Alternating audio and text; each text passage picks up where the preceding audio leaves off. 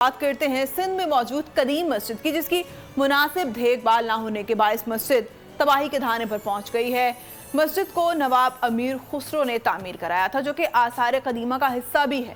Report کر رہے ہیں ٹھٹھا سے نزاکت شاہ۔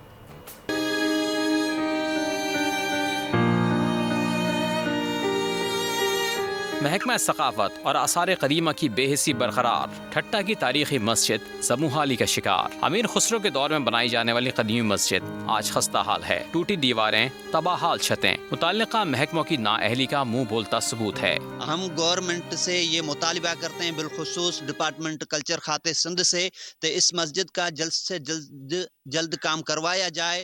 اس زمانے میں سب سے زیادہ جو ہے پرانی مسجد جو ہے وہ ہے دبگیر مسجد ہے، اور دبگیر مسجد کو خسرو چرکس جو ہے نواب تھا اس تورخانوں کے زمانے میں، اس نے یہ بنوائی تھی مسجد کی بنیاد جو ہے اس کے اینٹوں میں جو ہے عرق گلاب ڈالا گیا تھا۔ دبگیر مسجد فن کاریگری کی اعلیٰ مثال ہے۔ دیواروں میں خوبصورت اینٹوں کو تراش کر مسجد کو دلکش بنایا گیا، جبکہ کاشی کے کام نے عمارت کو ممتاز کیا۔ مسجد کی تعمیر کے دوران پانی کی جگہ عرق گلاب کا استعمال کیا گیا۔ بارش اور شبنم گرنے سے قرب و جوار خوشبو سے معطر ہو جاتے تھے۔ مرمتی کام نہ ہونے سے تاریخی مسجد کا حسن مان پڑ رہا ہے۔